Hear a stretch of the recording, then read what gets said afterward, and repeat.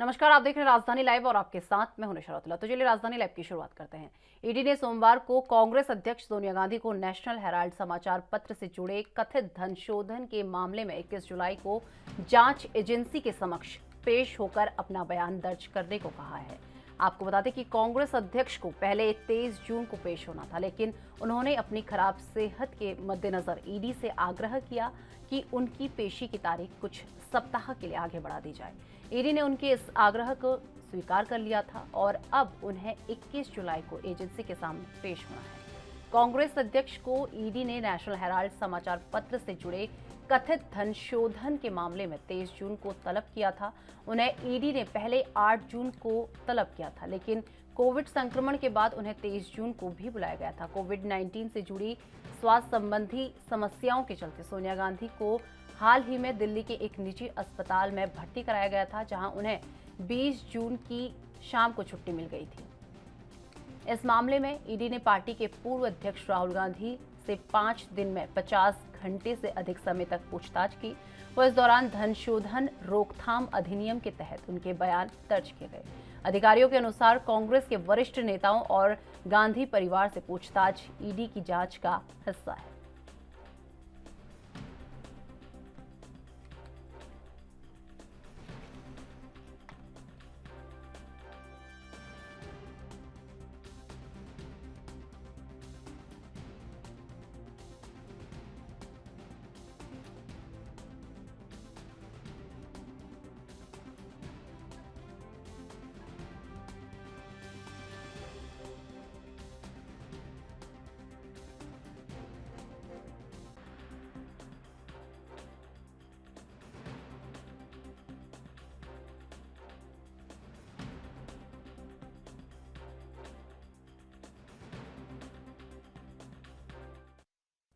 तो इस खबर पर अधिक जानकारी के लिए हमारे संवाददाता राजीव तिवारी हमारे साथ जुड़ चुके हैं। राजीव, नेशनल हेराल्ड मामले में सोनिया गांधी को ईडी ने 21 जुलाई को पेश होने को कहा है, तो इसे लेकर क्या कुछ अपडेट अभी तक आपको मिल पाया है?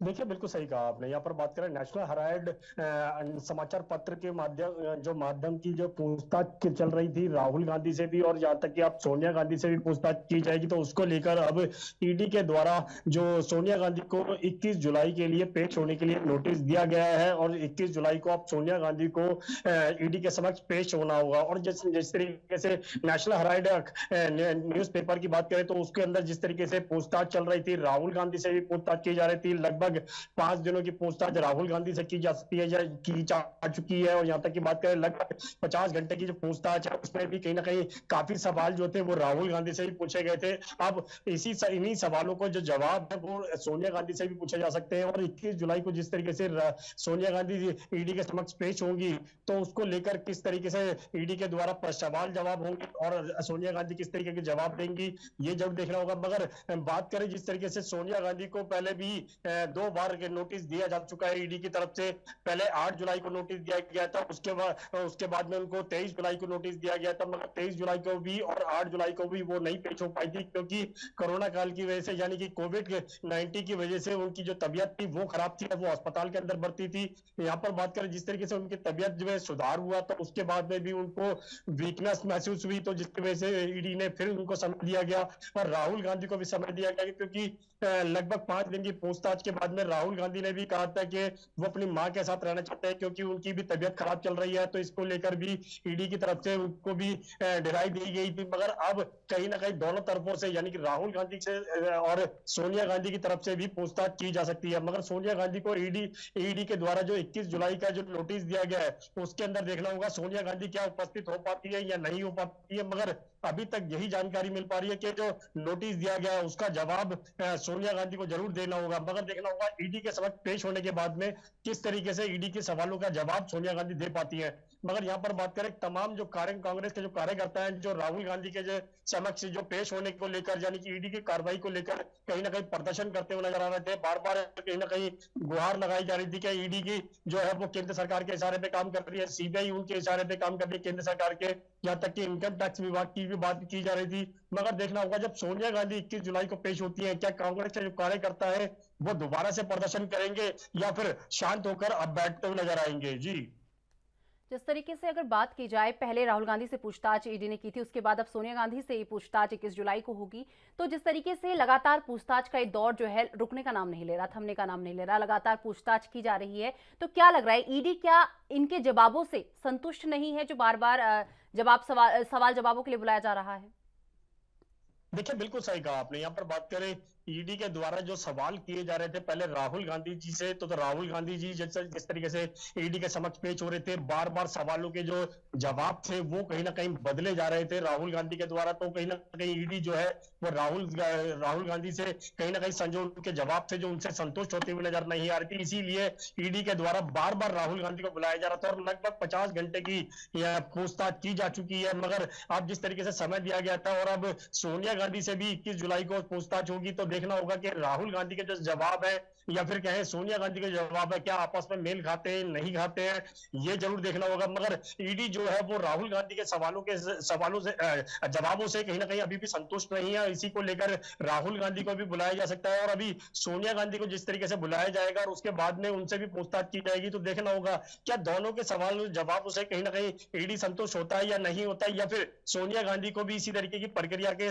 सामना करना होगा जिस तरीके से राहुल गांधी को देखने को मिला था, बार बार ईडी के द्वारा बुलाए जा रहे थे। तो सोनिया गांधी को भी क्या इसी तरीके से बुलाया जाएगा या फिर उनको एक बारी के जवाबों से ही संतुष्ट मिलती हुई न जाएगी संतुष्टता। मगर यहाँ पर बात करें जिस तरीके से ईडी के सवालों की, तो देखना होगा ईडी किस तरीके से सवाल जो है वो नेशनल हेराल्ड केस के न्यूज़पेपर के माध्यम से जो सवाल है वो किस तरीके से रखते हैं और आंसर किस तरीके से सोनिया गांधी देती हैं, ये जरूर देखना होगा। मगर अभी भी कहीं ना कहीं ईडी के द्वारा जो सवालों के जवाब है वो मिलते हुए नजर नहीं आ रहे हैं और इसी को लेकर बार बार नोटिस दिया जा रहा है। जी राजीव, क्या क्या सवाल जो हैं यहाँ पर सोनिया गांधी से ईडी जो है 21 जुलाई को पूछ सकती है? कौन कौन से वो सवाल हो सकते हैं जो जिनकी आशंका जताई जा रही है कि हाँ, ये सवाल जो है ईडी द्वारा सोनिया गांधी से पूछे जा सकते हैं 21 जुलाई को?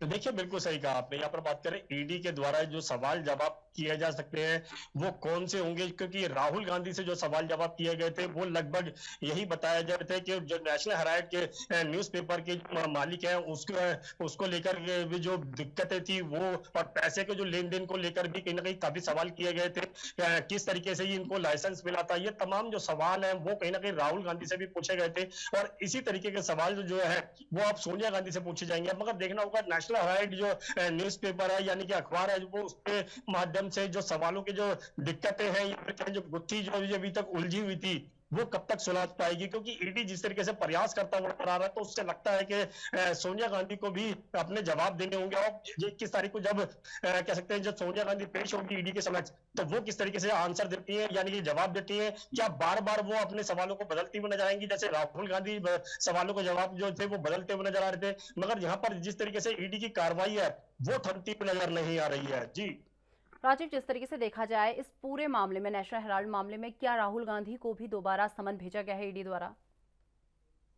देखिए बिल्कुल सही कहा आपने। यहाँ पर बात करें नेशनल हेराल्ड अखबार की, जिस तरीके से ईडी को समक्ष ईडी के द्वारा जो राहुल गांधी को बार बार बुलाया जा रहा था, तो राहुल गांधी को जरूर 5 दिन की पूछताछ के बाद में जरूर कुछ राहत मिली थी, मगर अब दोबारा से राहुल गांधी को भी बुलाया जा सकता है, ये सूत्रों के हवाले से जानकारी मिल पा रही है। मगर यहाँ पर बात करें सोनिया गांधी का, तो सोनिया गांधी के लिए जरूर 21 जुलाई का सोनिया गांधी तक भेज दिया गया है। अब देखना होगा सोनिया गांधी 21 जुलाई को पेश होती हैं या फिर कुछ और समय मांगा जाता है, मगर राहुल गांधी को अभी नोटिस नहीं दिया गया और राहुल गांधी को भी किस दिन बुलाया जाएगा ये जरूर देखना होगा। जी तो चलिए, बहुत बहुत धन्यवाद राजीव हमारे साथ जुड़ने के लिए और ये तमाम जानकारी हमारे साथ साझा करने के लिए। तो आपको बता दें कि राष्ट्रीय लोकदल के अध्यक्ष जयंत चौधरी ने पार्टी के सभी विधायकों को अपनी विधायक निधि का 35% धन दलितों के कल्याण पर खर्च करने के निर्देश दिए हैं। राष्ट्रीय लोकदल के प्रवक्ता अनिल दुबे ने सोमवार को बताया कि इस संबंध में जयंत चौधरी ने रालोद विधानमंडल दल के नेता राज्यपाल बालियान को पत्र लिखा है। उन्होंने पत्र में लिखा कि रालोद के सभी कार्यकर्ता सामाजिक न्याय में अटूट विश्वास रखते हैं और मेरा मानना है कि जब तक समाज में कमजोर वंचित तबके के अधिक से अधिक सरकारी योजना का लाभ ना पहुंच पाए तब तक बड़े सामाजिक सुधार और सकारात्मक परिवर्तन संभव नहीं है। जयंत चौधरी ने कहा कि इस उद्देश्य से मैंने विचार किया है कि हमारे दल के विधायकों की जो क्षेत्रीय विकास निधि है उसमें 35% से अधिक आप अपने क्षेत्र में अनुसूचित जाति वर्ग के कल्याण के लिए खर्च करेंगे। उन्होंने विधानसभा में दलितों, पिछड़े वर्ग के मुद्दों को लगातार सदन में उठाने का निर्देश भी दिया है। आपको बता दें, गौरतलब है कि मुख्यमंत्री योगी आदित्यनाथ ने अभी हाल ही में विधानसभा सत्र के दौरान विधायकों को मिलने वाली विधायक क्षेत्र विकास निधि 3 करोड़ रुपए से बढ़ाकर 5 करोड़ रुपए कर दी है। उत्तर प्रदेश में 403 सदस्यों वाली विधानसभा में राष्ट्रीय लोकदल के 8 विधायक हैं। रालोद ने हाल के विधानसभा चुनाव को समाजवादी पार्टी के साथ गठबंधन का लड़ा था।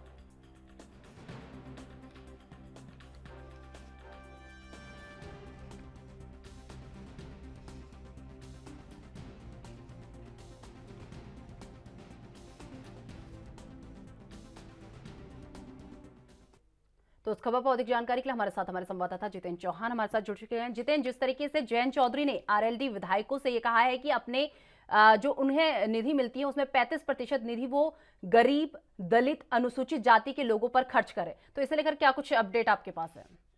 देखिए, बिल्कुल जाहिर सी बात है कि जयंत चौधरी है राष्ट्रीय लोकदल के राष्ट्रीय अध्यक्ष है और साफ तौर पे कहा जा सकता है कि जयंत चौधरी ने कल एक आदेश जारी किया है और उसमें विधायकों से अपने जो उनके 8 विधायक हैं उत्तर प्रदेश में, उन्होंने कहा कि 35% जो उनकी विधायक निधि है वो कहीं ना कहीं दलितों पर और जो शोषित है उनके ऊपर खर्चा करने का काम करे। जयंत चौधरी ने सदन में अनुसूचित जाति पिछड़े वर्ग के मुद्दे उठाए थे और कहा जा सकता है कि राष्ट्रीय लोकदल ने सभी विधायकों को 35% जो निधि है वो खर्च करने के लिए दलितों को खर्च करने का निर्देश दिया है और साथ ही साथ दलितों की ओबीसी वर्ग से जाति संबंधित मुद्दे भी उठाने के लिए जयंत चौधरी ने कहा है और साफ तौर पर कहा जा सकता है कि नया यात्रा निकाली जाएगी, ऐसा भी जयंत चौधरी ने कहा है कि जयंत चौधरी ने विधानसभा के पूर्व न्याय जो यात्रा है उसके माध्यम से उत्तर प्रदेश में अनुसूचित जाति के मुद्दे उठाने के लिए कहा गया। क्षेत्रों में दयनीय स्थिति को देखते हुए पार्टी लगातार बहुजन उदय अभियान के तहत ज्यादातर दलितों की आवाज उठाने का काम करेगा और समाज में लाने का प्रयास किया जाएगा और साफ तौर पर कहा जा सकता है कि मुख्य धारा से जोड़ने के लिए भी जयंत चौधरी ने करीब होगा और ये फैसला कहा जा सकता है कि 22% दलितों का उत्तर प्रदेश में वोट है और उन दलितों को अपनी ओर खींचने के लिए जयंत चौधरी ने एक पैंतरा फेंका है और उस पैंतरा फेंकते हुए 2024 का जो चुनाव है उस चुनाव में को देखते हुए या यूं कहें कि आगे जो आने वाले चुनाव है उसको देखते हुए जयंत चौधरी अपनी पार्टी को आगे ले जाना चाहते हैं और उसी पार्टी को आगे ले जाने के लिए दलित कार्ड जयंत चौधरी भी खेलने जा रहे हैं। वहीं बसपा सुप्रीमो मायावती जो दलित कार्ड खेलती थी तो वहीं दूसरी तरफ समाजवादी पार्टी को दलितों को इकट्ठा करने के लिए और भारतीय जनता पार्टी भी कोशिश कर रही है तो उसी के चलते जयंत चौधरी ने भी एक दलितों को मुख्य धारा से जोड़ने के लिए और 2024 के चुनाव को देखते हुए बड़ा ऐलान किया है कि विधायक अपनी निधि से 35% जो दलितों के ऊपर खर्चा करें, शोषितों के ऊपर खर्चा करें। जितेंद्र, जिस तरीके से बात की जाए 35% विधायक निधि की यहाँ पर बात की गई है, तो ये 35% विधायक निधि जो खर्च करने की यहाँ पर बात की गई है, तो क्या इसके लिए जो विधायक है उन्होंने इसके लिए हामी भर दी है कि किसी ने इसका विरोध भी किया है? देखिए, राष्ट्रीय अध्यक्ष है और लोकदल के तो जाहिर सी बात है कि राष्ट्रीय अध्यक्ष के होने के चलते इस तरह का जयंत चौधरी ने निर्देश दिया है और जाहिर सी बात है कि कोई भी इसका विरोध नहीं कर सकता है क्योंकि उन्हीं की पार्टी से विधायक है और विधायकों को इस तरह का निर्देश देना तो राष्ट्रीय अध्यक्ष की बात तो मानना पड़ेगी ही और उसी के चलते कहा जा सकता है कि विधायकों ने भी हामी भरी है और 35% दलितों के ऊपर विधायक निधि है उसको खर्चा करने के लिए कहा है। जितेंद्र, जिस तरीके से बात की जाए जयंत चौधरी ने इन निवेश जो ये निर्देश दिए हैं इसके बाद दलित वर्ग के लोगों में किस तरीके का माहौल देखने को मिल रहा है? क्या रिएक्शन दलित, अनुसूचित जाति इन लोगों की तरफ से आ रहे हैं? देखिए, दलितों को अपनी ओर खींचने का काम कर रहे हैं और जाहिर सी बात है कि दलितों को खींचते हुए चलते इस तरह के निर्देश दिए गए हैं और दलित वोट बैंक अपनी ओर खींचने के लिए ये कहा गया है जयंत चौधरी ने। तो इसको चलते हुए दलितों में जाहिर सी बात है कि उनके उत्थान की बात पार्टी कर रही है और जिस तरह से तमाम राजनीतिक पार्टी अपनी ओर खींचने के लिए प्रयास करती है और जयंत चौधरी ने भी एक पैंतरा फेंका है कि 35% जो निधि है वो खर्चा करने के लिए जयंत चौधरी ने कहा है तो उसके चलते जाहिर जो दलित वोट बैंक है अब तो खींचने के लिए राष्ट्रीय लोकदल भी प्रयास में जुड़ गई है। जितेंद्र, जिस तरीके से बात की जाए अनुसूचित जाति की बात की जाए, दलित वर्ग के इन लोगों की अगर बात की जाए तो यहाँ पर उनसे जो संबंधित मुद्दे हैं उन्हें उठाने की बात भी की गई है, तो यहाँ पर सबसे ज्यादा जो कौन से ऐसे मुद्दे हैं जो उठाए जाएंगे जिस पर ज्यादा फोकस रहेगा? देखिए, बिल्कुल जाहिर सी बात है कि दलितों पर जो अत्याचार है उसको लेकर भी जयंत चौधरी ने कहा है कि जयंत चौधरी इस पर कहीं ना कहीं मुद्दा उठाएं और जो अपने मुद्दे हैं दलितों से संबंधित, चाहे उनकी शोषण की बात की जाए चाहे उनके विकास की बात की जाए, चाहे उनको मुख्य धारा से जोड़ने की बात की जाए। तो ये सब मुद्दे हैं जिसको विधायकों को निर्देश दिया गया है और विधायकों को निर्देश देते हुए जयंत चौधरी ने कहा है कि ये जो मुद्दे हैं इनको उठाने का काम किया जाए, क्योंकि दलितों को मुख्यधारा से जोड़ना है। और जाहिर सी बात है कि 2024 के चुनाव को देखते हुए जयंत चौधरी ने इस तरह के जो निर्देश दिए हैं वो अपने विधायकों को दिए हैं। जितेंद्र, जिस तरीके से बात की जाए न्याय यात्रा को लेकर भी यहाँ पर जयंत चौधरी द्वारा बात की गई है, तो क्या क्या बातें उनके द्वारा यहाँ पर न्याय यात्रा को लेकर रखी गई हैं? देखिए, न्याय यात्रा दलितों के हित में इस तरह का निर्देश देने के लिए जयंत चौधरी ने कहा है और कई ऐसे मुद्दे हैं जिसको जयंत चौधरी ने अपनी पार्टी विधायकों से कहा है, उन विधायकों को निर्देश दिया है कि दलितों के जो मुद्दे हैं उनको उठाने का काम किया जाए। तो चलिए, बहुत बहुत धन्यवाद जितेंद्र हमारे साथ जुड़ने के लिए और ये तमाम जानकारी हमारे साथ साझा करने के लिए। तो चलिए, फिलहाल वक्त हो चुका है एक छोटा सा ब्रेक का। ब्रेक के बाद फौरन हाजिर होते हैं।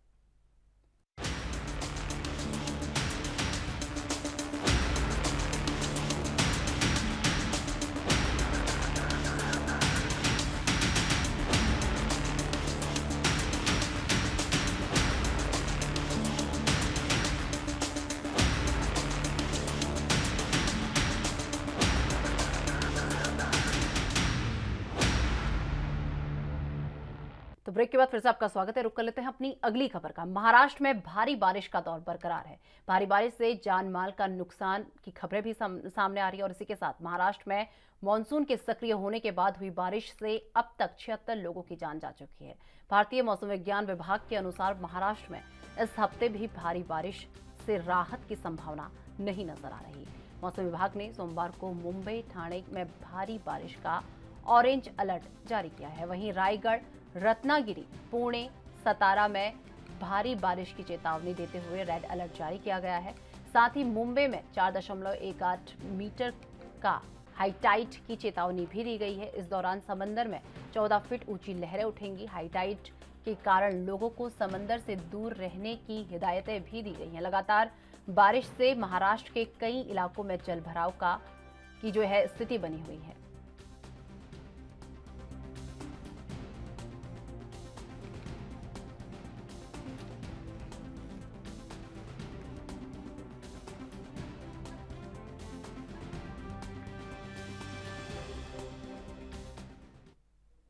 तो इस खबर पर अधिक जानकारी के लिए हमारे साथ हमारे संवाददाता सत्यप्रकाश सोनी हमारे साथ जुड़ चुके हैं। सत्यप्रकाश, जिस तरीके से आफत की बारिश कहर बनकर मुंबई पर बरसी है, तो इसे लेकर अभी जो है मुंबई में हालात कैसे बने हुए हैं? बिल्कुल निशा जी, महाराष्ट्र में लगातार बारिश हो रही है। ऐसे में बाढ़ का तांडव लगातार बढ़ता जा रहा है। लिहाजा तमाम जो सरकारी यंत्रणा है वो लगा दी गई है। खुद मुख्यमंत्री एकनाथ शिंदे और देवेंद्र फडणवीस ने महाराष्ट्र के रत्नागिरी का दौरा किया है। इस दौरान उन्होंने मीडिया से बातचीत करते हुए कहा कि महाराष्ट्र में अब तक 838 घर प्रभावित हुए हैं जिन पर नुकसान हुआ है, जबकि 4,916 से ज्यादा लोगों को रेस्क्यू कर सुरक्षित जगह पे बनाया गया है। और मुंबई, महाराष्ट्र के कई इलाकों में राहत कैंप भी बनाया गया है जहां पर तमाम लोगों को रेस्क्यू कर वहां पहुंचाया जा रहा है। लेकिन बाढ़ का तांडव लगातार जारी है। महाराष्ट्र में पिछले 3 दिन से लगातार बारिश की वजह से महाराष्ट्र और मुंबई के कई इलाके जलमग्न हो गए हैं। लिहाजा लगातार रेस्क्यू ऑपरेशन के साथ साथ उनके रख रखाव की व्यवस्था की जाए। वही मुंबई में भी लगातार ऑरेंज अलर्ट के साथ समुद्र के किनारे जाने पर मनाही की गई है, क्योंकि आज संभवतः हाई टाइड हो सकता है। लेकिन यह बारिश अगर लगातार रहती हो तो जरूर तौर पर जो मौसम विभाग ने कहा है उस हिसाब से जो है ऊंची लहरें उठने की संभावना जताई जा सकती है। लेकिन अगर बारिश रुक रुक के हो रही है या अगर स्थिति वैसी रही तो हाई टाइड आने की संभावना कम हो जाती है। सत्यप्रकाश, जिस तरीके से बात की जाए तो आज मौसम विभाग द्वारा कहां मुंबई के कौन कौन से इलाकों में जो है अलर्ट जारी किया गया है? देखिए निशा जी, महाराष्ट्र और मुंबई में अलर्ट जारी किया गया है। महाराष्ट्र के कई जिलों में रेड अलर्ट जारी किया गया है, जबकि मुंबई और ठाणे में ऑरेंज अलर्ट जारी किया गया है। कोल्हापुर, रत्नागिरी, उसके अलावा तमाम जो महाराष्ट्र के गडचिरोली और इसके अलावा जो तटीय इलाके हैं वहां पर रेड अलर्ट जारी किया गया है। मुंबई और ठाणे, नवी मुंबई में जो है ऑरेंज अलर्ट जारी किया है, जिससे लोगों को हिदायत दी है कि समुद्र में ऊंची लहरें उठ सकती है। लिहाजा समुद्र के किनारे जरूरत न हो तो न जाए। मछुआरों को पहले 2 दिन से पहले ही मना कर दिया गया है कि आप लोगों को जाने की अनुमति नहीं रहेगी। प्रशासन को अलर्ट किया गया है, तैनात किया गया है, लेकिन महाराष्ट्र के और कई जिले ऐसे हैं जिन्हें अलर्ट किया जा रहा है और ये बताया जा रहा है क्योंकि लगातार जिस तरह से लगातार पिछले 3 दिनों से बारिश हो रही है उसमें काफी जनजीवन ज्यादा अस्त व्यस्त हुआ है। सत्य प्रकाश, जिस तरीके से बात की जाए, लगातार जलभराव की समस्या मुंबई में देखने को मिल रही है, तो इस कड़ी में जलभराव को लेकर लोगों को किन किन समस्याओं का सामना यहाँ पर करना पड़ रहा है?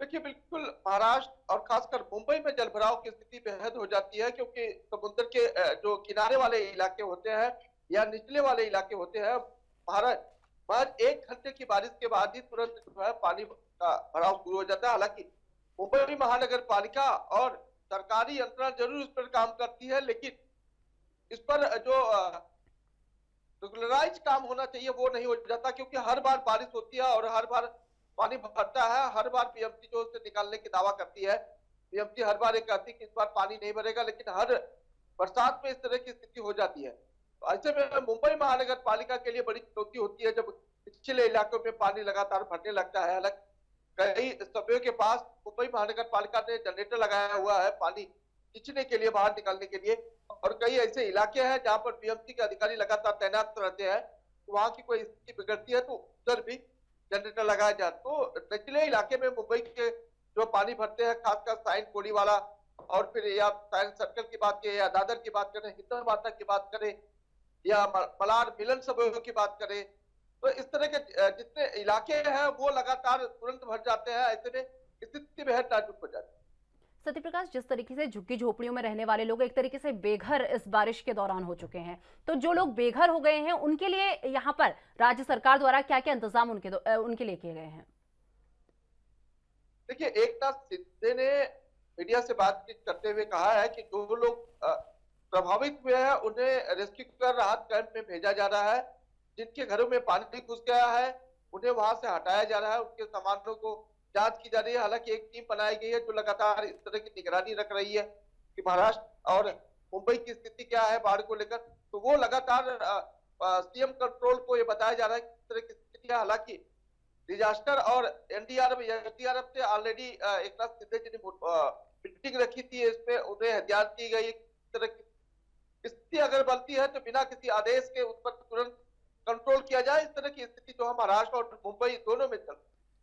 सत्य प्रकाश, जिस तरीके से लगातार जलभराव की समस्या हमें देखने को मिल रही है मुंबई में, तो इसके चलते जाम की क्या स्थिति वहां पर मुंबई में बन रही है इस वक्त? देखिए, बिल्कुल मुंबई आर्थिक राजधानी है। ऐसे में लोग जो है अपने कामों के लिए निकलते हैं, चाहे कितनी भी बारिश हो, चाहे तूफान आए, लोग अपने घरों से काम के लिए निकलते हैं। ऐसे में मुंबई का western express highway, eastern express highway, Mumbai की लोकल ट्रेन और मुंबई की तमाम सड़कें जो पानी से जलमग्न हो जाती है, वहां ट्रैफिक काफी हो जाता है। खासकर वेस्टर्न एक्सप्रेस हाईवे पर देखा जाता है सुबह के वक्त काफी ज्यादा भीड़ हो जाती है क्योंकि स्कूल भी अभी शुरू हुआ है। तो ऐसे में स्कूलों की बसेस, बच्चे स्कूल जाते हैं, पेरेंट्स जो है अपने दफ्तर जाते हैं। तो इस तरह की स्थिति को देखते हुए लगातार ये देखा जाता है कि मुंबई में ट्रैफिक की समस्या बेहद जटिल समस्या है। हालांकि सरकार और महानगर पालिका तमाम तरह के योजना भी बनाती है कि किस तरह से ट्रैफिक निजात दिया जाए, लेकिन जैसे ही बारिश तेज हो जाती है ट्रैफिक भी उस तरह से बढ़ने लगती है। लिहाजा लोगों को रूट डाइवर्ट कर दिया। अभी कुछ इलाकों में मेट्रो की सुविधा भी मुहैया करवा दी गई। कुछ लोग जो है मेट्रो का सफर करते हैं क्योंकि ट्रैफिक की वजह से वो अपने दफ्तर समय पर नहीं पहुंच पाते। तो चलिए, बहुत बहुत धन्यवाद सत्य प्रकाश हमारे साथ जुड़ने के लिए और ये तमाम जानकारी हमारे साथ साझा करने के लिए। तो आपको बता दें कि पंजाब कांग्रेस अध्यक्ष अमरिंदर सिंह राजा वडिंग ने राघव चड्ढा को पंजाब सरकार की एडवाइजरी कमेटी का चेयरमैन नियुक्त किए जाने की निंदा की है। यहां जारी एक सख्त बयान में उन्होंने पूछा कि भगवंत मान पर सुपर सीएम नियुक्त किए जाने के लिए चड्ढा के पास क्या तजुर्बा है। उन्होंने कहा कि इससे ब्रिटिश राज के दिन याद आते हैं जब वे भारत में अपने हितों की रक्षा हेतु वायसराय नियुक्त करते थे। उन्होंने कहा कि चड्ढा सम्राट अरविंद केजरीवाल द्वारा नियुक्त किए गए वायसराय हैं, जबकि भगवंत मान उनके अधीन जागीरदार हैं। और उन्होंने कहा कि जिस प्रकार आप खुद को हिमाचल प्रदेश और गुजरात जैसे राज्यों में प्रमोट करने के लिए पंजाब के संसाधनों का इस्तेमाल कर रहे हैं, वो अंग्रेजों की तरह है जो ब्रिटेन के लिए भारतीय संसाधनों का शोषण करते थे। प्रदेश कांग्रेस अध्यक्ष ने कहा कि आम आदमी पार्टी पंजाब के साथ उस तरह का व्यवहार कर रही है जैसे साम्राज्यवाद के दौरान भारत के साथ व्यवहार होता था। उन्होंने सवाल किया कि चड्डा को पंजाब सरकार को सलाह देने वाली एडवाइजरी कमेटी का प्रमुख बनाने का क्या आधार है, जब यहां एक मुख्यमंत्री और कैबिनेट वाली चुनी हुई सरकार है जो विधानसभा के प्रति जवाबदेह है। उन्होंने अतिरिक्त संवैधानिक अथॉरिटी वाली अतिरिक्त संवैधानिक बॉडीज बनाए जाने पर सवाल किया। वडिंग ने कहा कि चड्डा पहले से ही पंजाब के असली मुख्यमंत्री बने हुए हैं, जिन्हें अब कानूनी अधिकार मिल गया है। हालांकि ये भी गैर कानूनी और गैर संवैधानिक है। ऐसा पंजाब के इतिहास में और यहां तक कि देश के अन्य हिस्सों में कभी नहीं हुआ है। उन्होंने कहा कि इससे कांग्रेस पार्टी का पक्ष साबित हो गया है, जो पहले दिन कह रहे थे कि भगवंत मान एक रबड़ स्टैंप की तरह है और असली अथॉरिटी केजरीवाल के पास है और वो अब चड्डा के जरिए इसका इस्तेमाल करेंगे। उन्होंने कहा कि हमने सोचा था कि आप नेतृत्व संगरूर में सबक लेगा, लेकिन ऐसा नहीं हुआ और यदि उन्हें कुछ सबक मिलता होता तो ये एक गैर तजुर्बेकार बाहरी को नियुक्त नहीं करते, जो स्पष्ट तौर पर राज्य सरकार को चलाएगा और मुख्यमंत्री व उसकी कैबिनेट को पीछे धकेल देगा।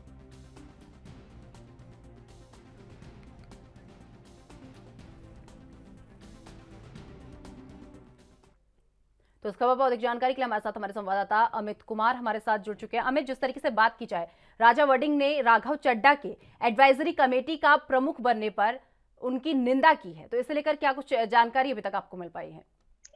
जी बिल्कुल, देखिए कल जैसे ही अगर हम कहें कि एडवाइजरी कमेटी के चेयरमैन के तौर पे राघव चड्डा को नियुक्त किया गया, ऑपोजिशन के प्रहार तेज हो गए। सीधे तौर पे ये बात बार बार कही जा रही थी कि राघव चड्डा को, जहां पहले बात चल रही थी कि उनको डिप्टी सीएम बनाने की बात चल रही थी, पर उसका ऑफकोर्स पार्टी ने खंडन कर दिया था। पर अब जब एक तरह से अगर हम कहेंगे एडवाइजरी कमेटी के चेयरमैन बनाए, तो कहीं ना कहीं उनकी अथॉरिटी काफी ज्यादा पंजाब में बढ़ जाती है और इसी चीज को लेकर विरोधी घेरते नजर आ रहे हैं। सीधे तौर पर विरोधियों का ये कहना है कि पंजाब में लोगों के द्वारा चुनी गई सरकार है और वो सरकार आम आदमी पार्टी के विधायक और एमएलए को चुना गया है। तो आखिर क्यों, किस हिदायत से या किस फॉर्मेट के तहत राघव चड्डा को एडवाइजरी कमेटी का चेयरमैन लगाया गया और आखिर क्यों जरूरत पड़ी? सबसे बड़ा सवाल भी है कि आखिर जरूरत क्यों पड़ी, कि क्या राघव चड्डा के कोई एक्स्ट्रा एक्सपीरियंस है? और जबकि जिसपे सीधे विरोधी कहते हैं कि कोई एक्स्ट्रा एक्सपीरियंस नहीं है, कोई एक्स्ट्रा अगर हम कहें कि कोई तजुर्बा नहीं है, कोई एक स्पेशल अगर हम कहें एबिलिटीज नहीं है कि जिसके चलते उनको ये अगर हम पोस्ट देनी चाहिए। पर अब जो ये पोस्ट दे दी गई है तो काफी बड़ी संवैधानिक पोस्ट है और काफी बड़ी अगर हम कहें कि अथॉरिटी आ जाती है राघव चड्डा के। अब उनके पास पंजाब के मुख्यमंत्री को एडवाइस करने की अथॉरिटी है, साथ साथ पंजाब के कई बड़े अधिकारियों के साथ मीटिंग करना है, तो कहीं ना कहीं बड़ी अथॉरिटी राघव चड्डा को दे दी गई है। और इसी को लेकर लगातार ही अगर हम कहेंगे अब विरोधियों ने राघव चड्डा और आम आदमी पार्टी सरकार को घेरना शुरू कर दिया है। उनकी तरफ से कहना है कि राघव चड्डा को चेयरमैन लगाकर एक चीज साबित हो गई है कि पंजाब सरकार दिल्ली से चल रही है और पंजाब के मुख्यमंत्री भगवंत मान सिर्फ और सिर्फ एक रबर स्टैंप है, क्योंकि पंजाब को एक्चुअल में कंट्रोल राघव चड्डा कर रहे हैं और जो पंजाब में हो रहा है उसके लिए पूरी तरह से रिस्पॉन्सिबल राघव चड्डा है। तो ये लगातार ही अगर हम कहें कि विरोधियों की तरफ से सीधे तौर पे तीखी बयानबाजी की जा रही है। अमित, जिस तरीके से एडवाइजरी कमेटी का चेयरमैन राघव चड्डा को नियुक्त किया गया है, तो इसके बाद अब उनके कंधों में क्या क्या जिम्मेदारियां आ गई हैं? देखिए एक बड़ी जिम्मेदारी आ गई। देखिए आप पंजाब के एडवाइजरी कमेटी के चेयरमैन नियुक्त किए गए हैं, जिनका काम सिर्फ एडवाइस करना है पूरे पंजाब के रिलेटेड मैटर्स को।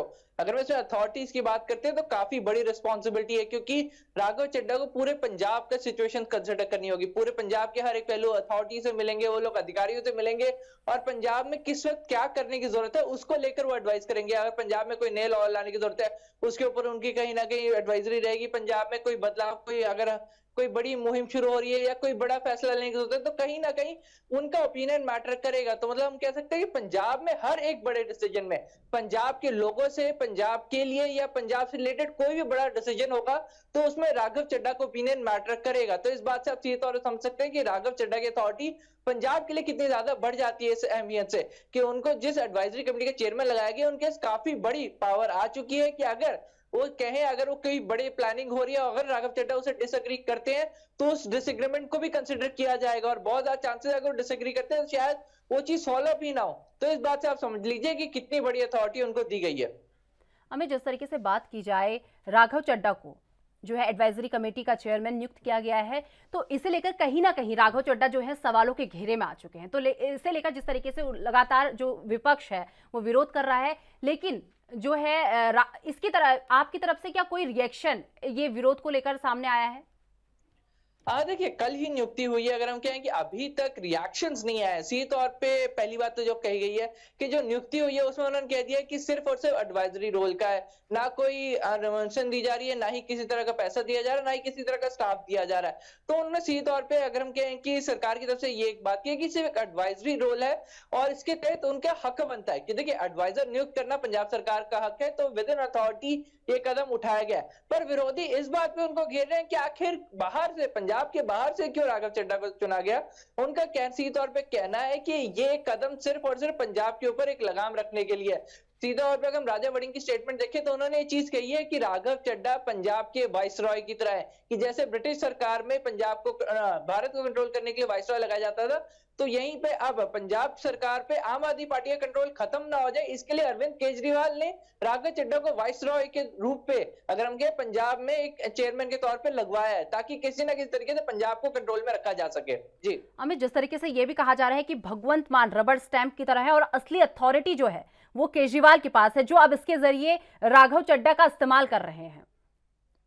जी बिल्कुल, देखिए यहीं पर अगर हम कहें कि विरोधी गिर रहे हैं, विरोधी बार बार ये चीज कह रहे हैं कि अब क्योंकि अगर हम कहें कि प्लानिंग कमेटी के सीधे चेयरमैन लगा दिए गए हैं, तो मेन एडवाइजरी, माफ कीजिएगा, एडवाइजरी कमेटी के चेयरमैन लगा दिए, तो पंजाब से रिलेटेड कोई भी बड़े फैसले होंगे तो वो राघव चड्ढा के थ्रू होके जाएंगे। अगर वो अग्री करते हैं और डिसअग्री करते हैं वो बहुत ज्यादा मैटर करेगा। तो इसी चीज के ऊपर विरोधी कह रहे हैं कि आखिर क्यों इतनी बड़ी संवैधानिक पोस्ट उनको दी गई है, इतना बड़े अथॉरिटी उनको क्यों दी गई, क्योंकि कहीं ना कहीं ये जो मेन सारे फैसले थे सीएम के अंडर आते थे, पर इस फैसले से अब सीएम की अथॉरिटी कहीं ना कहीं कम होती हुई नजर आ रही है। तो यहीं पर विरोधी घेरते हैं कि आपके ऊपर एक तरह से हम कह सकते हैं कि आपने जो डिसीजन लेना, आपके ऊपर एक डिसीजन मेकर आ गया है, तो सीएम के ऊपर सीधे तौर पे एलिगेशन लग रहे हैं कि आपको एक रबर स्टैंप में कन्वर्ट कर दिया गया है। तो यहाँ पे विरोधियों की तरफ से ऑफकोर्स ये हर बार कहा जाता है कि दिल्ली से आम आदमी पार्टी सरकार, पंजाब सरकार कंट्रोल कर रही है, पर विरोधी लगातार ही कि सरकार इसका विरोध करती नजर आ रही है कि जो भी फैसले होते हैं पंजाब के ही विधायक लेते हैं, आम आदमी पार्टी खुद लेती है, पंजाब की आम आदमी पार्टी लेती है, और यहाँ पे दिल्ली का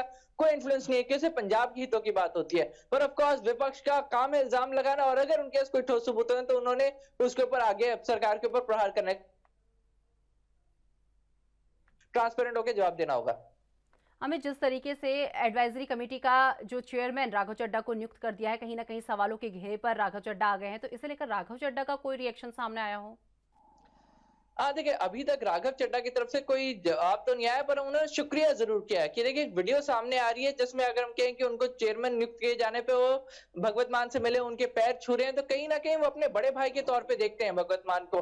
तो इस तरीके से आप समझ सकते हैं कि एक बड़ी जिम्मेदारी उनको दी गई है। उन्होंने सिर्फ एक ट्वीट करके कहा है कि पंजाब के लोगों के लिए हर संभव कोशिश करेंगे कि पंजाब का सुधार हो, और जितना लोगों ने विश्वास किया है, जितना मुख्यमंत्री भगवत मान ने उन पर विश्वास जताया है, उस विश्वास पे वो खड़े उतर सके। तो चलिए, बहुत बहुत धन्यवाद अमित हमारे साथ जुड़ने के लिए और ये तमाम जानकारी हमारे साथ साझा करने के लिए। तो आपको बता दें कि छत्तीसगढ़ में लगातार कोरोना के मरीज बढ़ते जा रहे हैं। सोमवार को 11,634 लोगों की कोरोना जांच की गई, जिसमें 360 लोग संक्रमित पाए गए। वहीं मंगोली जिले में एक मरीज की मौत भी हो गई। छत्तीसगढ़ स्वास्थ्य विभाग की ओर से जारी मेडिकल बुलेटिन में 360 नए कोरोना मरीजों की पहचान हुई है। कल 147 लोग डिस्चार्ज हुए हैं। प्रदेश की औसत पॉजिटिविटी दर 3.09% हो गई है। प्रदेश में अब एक्टिव केसों की संख्या 1,678 हो गई है। आपको बता दें कि प्रदेश में 11,634 लोगों की कोरोना जांच की गई, जिसमें 22 जिलों में 360 नए मरीज सामने आए। सबसे ज्यादा दुर्ग में 67, रायपुर में 62, राजनांदगांव में 32, बिलासपुर में 30, बेमेतरा में 25, जांजगीर चांपा से 22 संक्रमित मिले हैं। वैश्विक महामारी कोरोना का संकट बने रहने की आशंका है और इस बीच उससे बचाव के और भी उपाय पर काम किया जा रहा है। अब छत्तीसगढ़ के स्कूलों में भी बच्चों को कोरोना महामारी और उनके बचाव के उपाय की जानकारी दी जाएगी। इसके लिए प्रत्येक सप्ताह गुरुवार का दिन तय किया गया है। स्कूल शिक्षा विभाग ने इस कार्यक्रम को सुरक्षित गुरुवार का नाम दिया है। तो आपको बता दें कि एक बार फिर जो है छत्तीसगढ़ में कोरोना का कहर देखने को मिल रहा है। आए दिन कोरोना के आंकड़ों में इजाफा यहां पर देखने को मिल रहा है। आपको बता दें कि छत्तीसगढ़ में जिस तरीके से कोरोना का ग्राफ बढ़ता जा रहा है, तो उसके चलते कई जो है केसेस जो है सामने आ रहे हैं।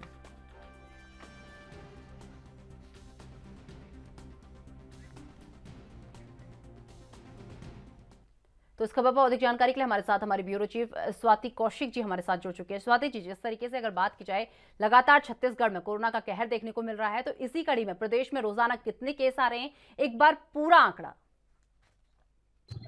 जी निशा, देखिए कल का जो डेटा है उसके हिसाब से कल पूरे प्रदेश में 360 मरीज मिले हैं और अभी आज की तारीख में कुल जो कोरोना जांच हुई थी कल तक 11 तारीख की जो हम रिपोर्ट की जिसकी चर्चा कर रहे हैं, रात 8:30 बजे ये रिपोर्ट आई है और जिसमें कोरोना के टोटल एक्टिव केसेस राजधानी रायपुर में, सिर्फ रायपुर में 302 हैं, दुर्ग में 325 है। पूरे प्रदेश में इस वक्त 1678 कोरोना एक्टिव मरीज है।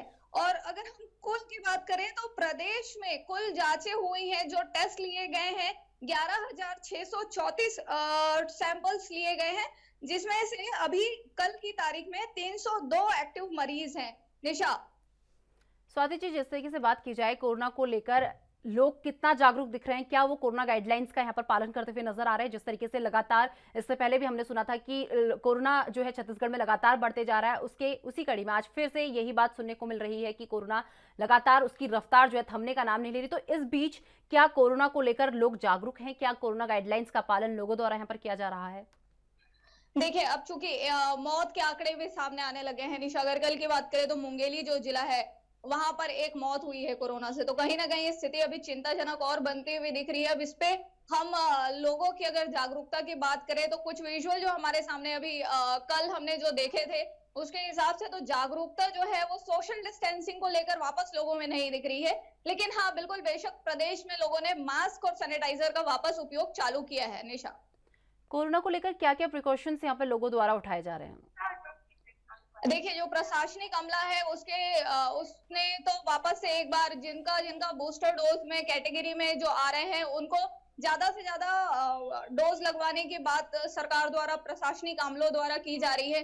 स्कूलों में जिसके भी हम बात कर रहे थे, गुरुवार को बच्चों को महामारी को लेकर और जो भी बाकी हेल्थ इश्यूज है उनको लेकर सुरक्षित गुरुवार कार्यक्रम चलाया जा रहा है, जहां हर गुरुवार को आधे घंटे का एक आधे घंटे की उनकी क्लास होगी या करिकुलम कह लीजिए, जिसमें उनको बीमारियों के बारे में और उससे सुरक्षित रहने के बारे में बताया जाएगा। निशा, लेकिन यहीं पे हमारा जो सबसे पहले भी जब कोरोना वापस बढ़ना चालू हुआ था, स्कूल खुल चुके हैं, तो इस समय चिंता थी कि बच्चों में अभी उतने ही वैक्सीनेशन, जितनी बड़ों में वैक्सीनेशन हुई है उतने बच्चों में अभी तक नहीं हो पाई है, तो इसको कैसे मैनेज करेंगे। तो सरकार की तरफ से ये पहल देखी गई है कि आधे घंटे का एक क्लास हर गुरुवार को चलाया जाएगा, तो कहीं ना कहीं उनमें भी अवेयरनेस आएगा। और स्कूलों में भी इस चीज को लेकर सतर्कता बिल्कुल अपने अपने स्कूलों में प्रिंसिपलों द्वारा और स्कूल के जो एडमिनिस्ट्रेशन है उसके द्वारा देखा जा रहा है कि बच्चों को बाकी चीजों से दूर रखा जाए, और एक बच्चे को दूसरे बच्चे से मिलने से तो रोक नहीं सकते हैं, तो वहां पे अधिक से अधिक मास्क और सैनिटाइजर का उपयोग किया जाए। निशा, स्वाति जी, जिस तरीके से कोरोना लगातार बढ़ रहा है, तो कोरोना के मरीजों में क्या क्या लक्षण जो है देखने को मिल रहे हैं? निशा देखिए, अगर लक्षण की बात करें तो जितने मरीज है प्रदेश में जो आ रहे हैं उनमें सामान्य लक्षण है जो पहले दौर में देखे गए थे। सामान्य तौर पे बुखार, सर्दी, खांसी वाले ही लक्षण अभी देखने को मिल रहे हैं। और इस पूरे कोरोना को लेकर जो डॉक्टर हैं वो मरीजों को क्या राय देते हुए नजर आ रहे हैं? देखिए अभी चूंकि प्रदेश में आधे से ज्यादा जो आबादी है उनको दोनों डोज लग चुके हैं, तो गंभीर मामले तो सामने नहीं आ रहे हैं निशा, पर फिर भी प्रशासनिक जो अमला है, सरकारी जो अमला है, जो डॉक्टरों की टीम है, वो प्रदेश में लोगों को कंटिन्यू यही कहते दिख रही कि अगर कोई गंभीर रूप से दूसरी बीमारी से पीड़ित व्यक्ति है, कोई और जैसे डायबिटिक भी लोग हैं, उनको खास तौर पे सावधान रहने के लिए जो डॉक्टर्स की टीम है वो सजेस्ट कर रही है, कह रही है कि आप अलग तरीके से अपना ध्यान रखें। अलग तरीके से मतलब है कि जो इंसुलिन लेते हुए मरीज हैं उनको डोज का असर कितना है, क्या है, इसको लगातार परीक्षण किया जा रहा है डॉक्टरों की टीम के द्वारा। और अगर कहीं ऐसी रिपोर्ट आ रही है कि ऑलरेडी कोई व्यक्ति जो दूसरे बीमारी से ग्रसित है और उसके बाद उसको कोरोना हो रहा है, तो उसको इमीडिएट एक्शन लेते हुए हॉस्पिटलाइज किया जा रहा है। निशा, इस कोरोना, जिस तरीके से कोरोना की रफ्तार बढ़ रही है, तो इस कोरोना को लेकर जो है छत्तीसगढ़ सरकार द्वारा क्या क्या कदम उठाए जा रहे हैं कि ये कोरोना जो है इस रफ्तार से जो है ना बढ़े? देखिए अभी हमने इस चीज पे बात की थी कि सबसे बड़ा विषय जो था वो स्कूलों का खुलना था और बच्चों की थी, क्योंकि बच्चे स्कूल जा रहे हैं और उनमें बहुत जल्दी ये चीजें फैलती है। तो इस चीज को लेकर एक सुरक्षित गुरु और जैसा कार्यक्रम चलाया जा रहा है प्रदेश में। बाकी जगह अनाउंसमेंट्स किए जा रहे हैं, जो सुबह नगर निगम की जो गाड़ियां जाती है उसमें अनाउंसमेंट किया जा रहा है कि सुरक्षित रहिए, फिर से एक बार बढ़ रहा है कोरोना। इस तरीके के कुछ कुछ कैंपेन सरकारों द्वारा चलाए जा रहे हैं और अवेयरनेस प्रोग्राम तो पूरे स्टेट में लगातार अभी भी चल रहे हैं, जो पहले से चल रहे थे। शासन प्रशासन एकदम चुस्त है कि अगर स्थितियां बिगड़ती है, अभी प्रदेश में हम देखें तो 3.6 की स्पीड में है कोरोना। टोटल आबादी में 3.6 लोग जो है वो ग्रसित है अभी कोरोना से। तो आगे ये केसेस और ना बढ़े, इसका पूरा ध्यान रखा जा रहा है। लेकिन वही बारिश का सीजन है तो कुछ कह पाना मुश्किल दिख रहा है। निशा, स्वाति जी, जिस तरीके से अगर बात की जाए वैक्सीनेशन को लेकर, अगर बात की जाए तो कितना प्रतिशत वैक्सीनेशन छत्तीसगढ़ में अभी तक हुआ है, और जिन लोगों को वैक्सीन नहीं लगी है उनके लिए सरकार द्वारा क्या क्या काम किए जा रहे हैं? देखिए निशा, वैक्सीनेशन की अगर हम बात करें तो मोर देन 80% जो है प्रदेश का वैक्सीनेशन फर्स्ट डोज हो चुका है। सेकेंड डोज में कुछ कम परसेंटेज है, लेकिन लगभग मोर देन 50% सेकेंड डोज भी कंप्लीट हो चुका है। बूस्टर डोज की तरफ लोग आगे बढ़ रहे हैं, लेकिन एज कैटेगरी की वजह से अभी बूस्टर डोज भी थोड़ा सा भी बचा हुआ है प्रदेश में। कुछ उसके आंकड़े स्पष्ट अभी हो नहीं पाए हैं हमारे पास। लेकिन अगर वैसे देखा जाए कि डोजेस लगवाने के लिए और लोगों के अवेयरनेस के लिए क्या कर रही है सरकार, तो हर नगर निगम तक, ग्राम पंचायतों तक इसकी सूचना भरपूर आंगनबाड़ी कार्यकर्ताओं के माध्यम से प्रदेश सरकार द्वारा दिया जा रहा है कि जितना जो भी व्यक्ति क्राइटेरिया में आते जा रहे हैं उनको डोज लगवाना अनिवार्य है। तो चलिए, बहुत बहुत धन्यवाद स्वाति जी हमारे साथ जुड़ने के लिए और ये तमाम जानकारी हमारे साथ साझा करने के लिए। हिमाचल में विधानसभा चुनाव के रण में महज 3 महीने पहले हमीरपुर में आज कार्यकर्ता सम्मेलन में कांग्रेस सियासी धुरंधरों की मौजूदगी में चुनाव शंखनाद करने वाली है। और प्रदेश कांग्रेस संगठन में हुए बड़े फेरबदल के बाद पहली बार कांग्रेस के सियासी दिग्गज हमीरपुर जिले में एक मंच पर एक साथ जुटेंगे। आपको बता दें कि बेशक वर्तमान जिले में 5 में से 3 विश्व क्षेत्र में कांग्रेस के विधायक हैं, बावजूद इसके कांग्रेस हाईकमान भाजपा के गढ़ माने जाने वाला हिमाचल के पूर्व मुख्यमंत्री प्रेम कुमार धूमल और केंद्रीय मंत्री अनुराग ठाकुर के जिले में मजबूत सियासी किलेबंदी करने के मूड में है। ये सियासी किलेबंदी कांग्रेस हाईकमान ने प्रदेश कांग्रेस संगठन में बदलाव के वक्त हमीरपुर जिले को विशेष अधिमान देकर भी पुख्ता की है। संगठन में बड़े बदलाव के बाद पहली दफा जिला मुख्यालय हमीरपुर में कांग्रेस के 3 दिग्गज प्रदेश की प्रतिभा सिंह और नेता प्रतिपक्ष मुकेश अग्निहोत्री व हिमाचल प्रदेश चुनाव प्रचार समिति के अध्यक्ष एवं टिकट आवंटन कमेटी के सदस्य सुखविंदर सिंह सुक्खू एक मंच पर होंगे। और कांग्रेस के इन तीनों की सियासी दिग्गजों पर समर्थकों के साथ ही विरोधियों की निगाह भी टिकी रहेगी। कार्यकर्ता सम्मेलन से पहले शक्ति प्रदर्शन करते हुए कांग्रेसी नेता सैकड़ों कार्यकर्ताओं के साथ हमीरपुर के ऐतिहासिक गांधी चौक से मुख्य बाजार होते हुए टाउन हॉल तक पहुंचेंगे। हिमाचल कांग्रेस अध्यक्ष प्रतिभा सिंह की अगुवाई में ये सम्मेलन इसलिए भी महत्वपूर्ण माना जा रहा है क्योंकि वो मुख्यालय हमीरपुर में पहली दफा किसी बड़े कार्यकर्ता सम्मेलन को संबोधित करेंगी। संगठन की कमान मिलने के बाद उन्होंने बड़सर विधानसभा क्षेत्र में तो रोड शो किया था, लेकिन जिला मुख्यालय में उनका ये पहला बड़ा राजनीतिक आयोजन होगा जिसमें जिला भर के नेता और कार्यकर्ता हिस्सा लेंगे। ऐसे में जिला कांग्रेस कमेटी हमीरपुर की तरफ से इस कार्यकर्ता सम्मेलन को सफल बनाने पर जोर दिया जा रहा है।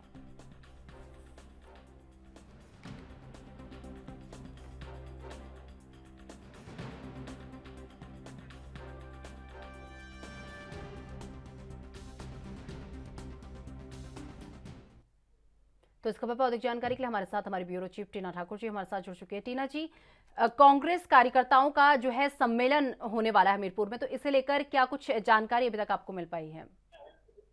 जी देखिए, ये जो हमीरपुर में आज कांग्रेस के कार्यकर्ता सम्मेलन है, ये पहली बार है जब संगठन में बड़ा बदलाव है। उसके बाद पहली बार है कि जो 3 बड़े नेता हैं जिनके ऊपर सत्ता वापसी का दारोमदार कांग्रेस हाईकमान ने रखा है, ये जो तीन नेता है आज जो है सामूहिक मंच पर एक साथ दिखेंगे।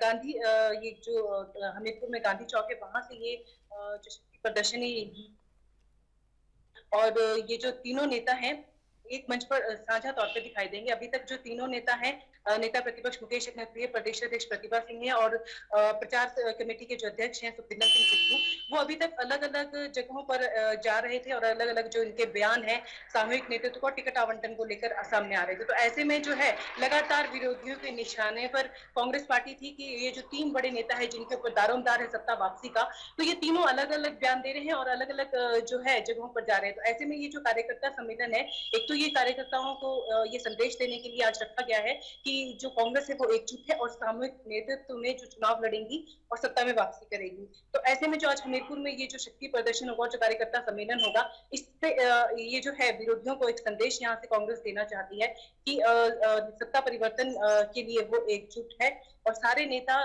एक साथ उनके एक मंच पर आज होंगे। टीना जी, जिस तरीके से कांग्रेस कार्यकर्ता सम्मेलन से पहले जो है शक्ति प्रदर्शन की बात भी की जा रही है, तो ये शक्ति प्रदर्शन जो है कितने बजे से शुरू हो जाएगा, इसे लेकर क्या कुछ अपडेट अभी तक आपको मिल पाई है? देखिए, ये दोपहर बाद ही ये कार्यक्रम रखा गया है।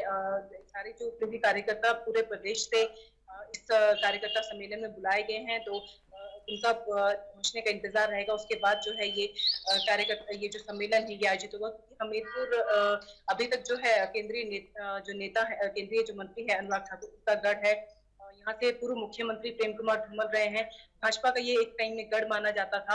हालांकि कांग्रेस के पास इस वक्त हमीरपुर में 5 में से 3 सीटें इस वक्त है, लेकिन फिर भी और जो सुखविंदर सिंह सुक्खू इसी इनका ये गृह जिला है, तो ऐसे में जो है ये महत्वपूर्ण जो उनको एक कमेटी का जो अध्यक्ष बनाया गया है, ऐसे में जो उनके ऊपर दारोमदार ज्यादा है, क्योंकि टिकट आवंटन को लेकर उनका जो भूमिका है वो ज्यादा रहने वाली है। तो ऐसे में आज जो है ये शक्ति प्रदर्शन है, उसमें सुखविंदर सिंह सुक्खू का क्या रुख रहता है, उनके कार्यकर्ता किस तरह व्यक्त करते हैं और मुकेश अग्निहोत्री और प्रतिभा सिंह किस तरह का बयान यहाँ पर एक साझा मंच से देते हैं, ये आज देखने वाली बात है।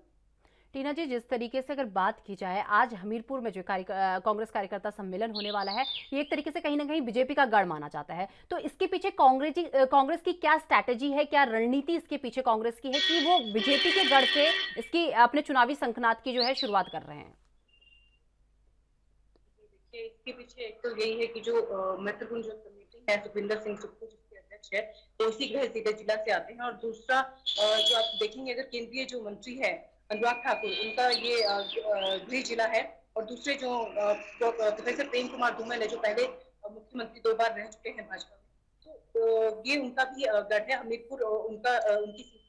तो ऐसे में जो है भाजपा जो है, ये जो कांग्रेस है, ये भाजपा को एक यहाँ से संदेश देना चाहती है कि जिस तरह से भाजपा के लगातार प्रहार इन पे हो रही थी कि जो कांग्रेस के नेता है वो बिखरे हुए हैं, कहीं एक मंच पर साझा दिखाई नहीं देते हैं। तो ऐसे में ये बड़ा जो संदेश है कांग्रेस यहाँ से देना चाहती है कि जो सत्ता परिवर्तन है उसके लिए वो एकजुट है। और आज जो कार्यकर्ता सम्मेलन है, कार्यकर्ताओं में जो काफी दिनों से एक उम्मीद थी कि हमारे जो नेता हैं साझा मंच पर दिखाई देंगे, वो आज ये उम्मीद उनकी पूरी होगी।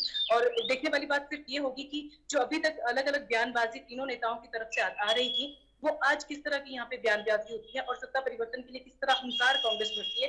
क्योंकि ये आज ये माना जा रहा है कि आज जो ये कार्यकर्ता सम्मेलन है, इससे चुनावी शंखनाद भी कांग्रेस करेगी। क्योंकि अलग अलग जगहों पर कार्यक्रम तो हुए, लेकिन इतना बड़े लेवल पर जो कार्यक्रम है, पहली बार कांग्रेस ये आज उनका ये हमीरपुर में होगा।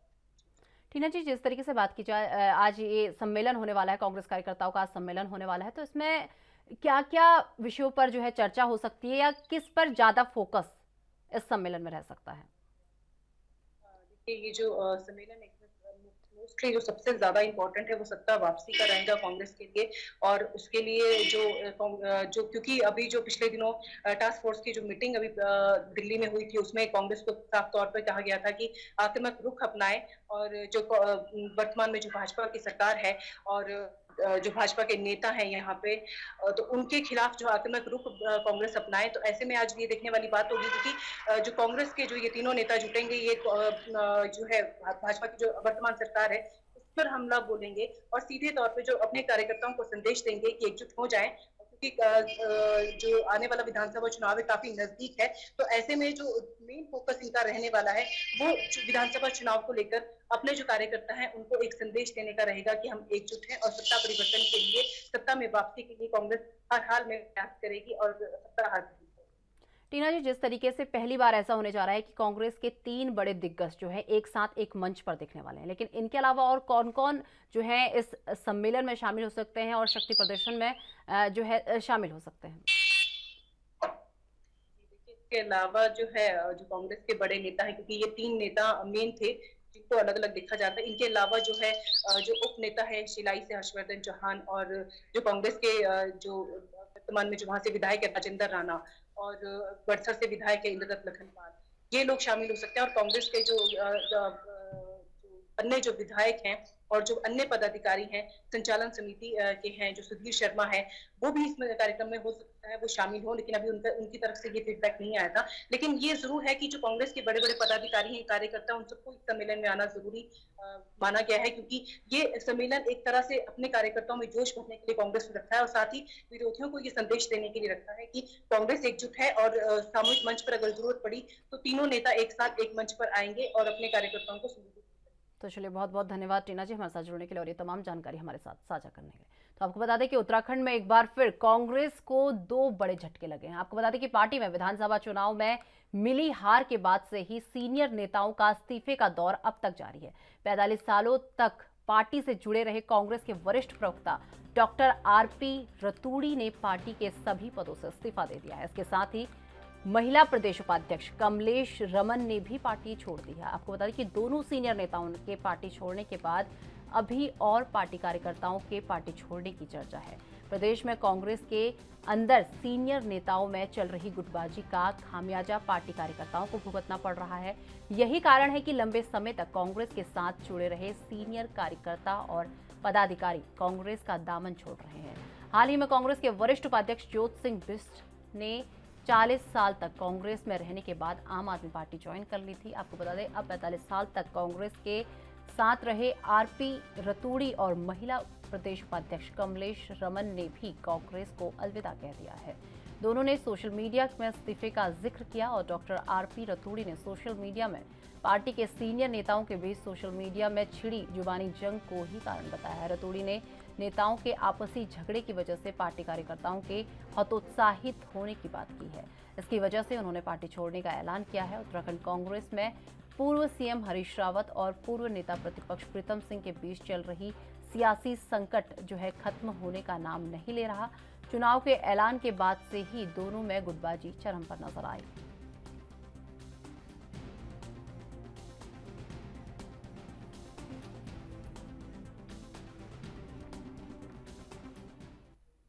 तो इस खबर पर अधिक जानकारी के लिए हमारे साथ हमारे संवाददाता अस्करी जाफरी हमारे साथ जुड़ चुके हैं। अस्करी, जिस तरीके से बात की जाए उत्तराखंड में कांग्रेस में अगर बात की जाए तो उत्तराखंड कांग्रेस में कई वरिष्ठ नेता हैं जो कांग्रेस का दामन छोड़ रहे हैं। इसी कड़ी में कल 2 नेताओं ने भी कांग्रेस का दामन छोड़ दिया है, तो इसे लेकर क्या कुछ जानकारी अभी तक आपको मिल पाई है?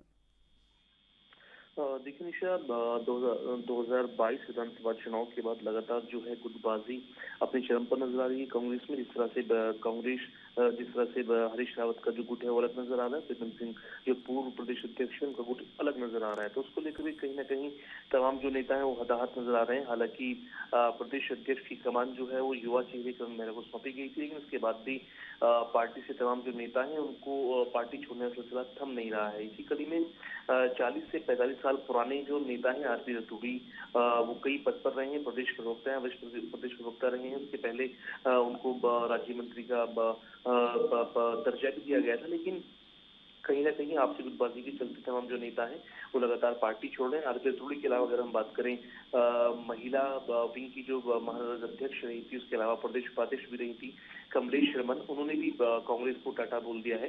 तो कहीं ना कहीं ऐसा देखा जा रहा है कि पार्टी में कहीं ना कहीं गुटबाजी जो है वो थमने का नाम नहीं ले रही है। अंतर्कलह जो है वो हावी है। जिस तरह से लगातार ट्वीटबाजी चल रही है हरीश रावत और प्रीतम सिंह के बीच में, उसके चलते तमाम जो नेता हैं जो पार्टी से जुड़े थे और लगातार पार्टी के लिए काम कर रहे थे, ग्रास रूट के नेता थे, उनका जाना ही कहीं ना कहीं कांग्रेस के लिए चिंता का विषय है।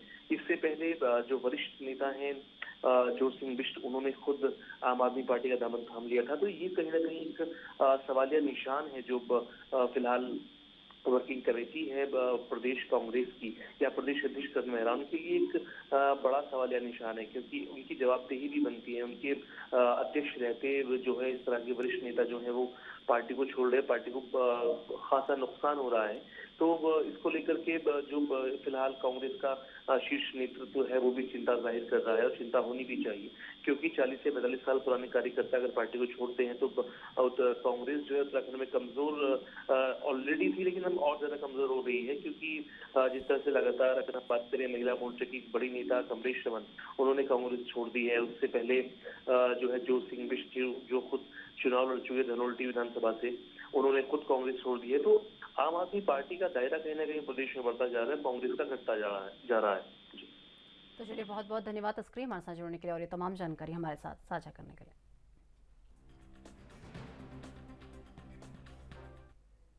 तो चलिए, मेरे साथ राजधानी लाइव में बस इतना ही। देश दुनिया की तमाम बड़ी खबरों के लिए देखते रहिए ANB न्यूज़। नमस्कार।